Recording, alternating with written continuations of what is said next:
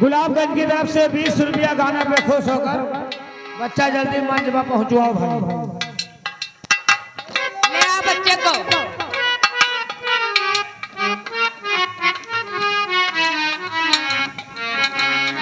Hello सासू तो मुखयुना बोलैना नादा बुद्धि बैठाइना नादा बुद्धि बैठाई हो रामा यग गोरना चलना नदिया तंगना ले बैठा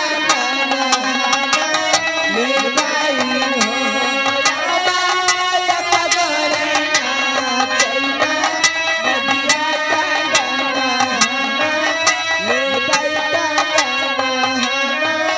ले बाई हो। Hello hello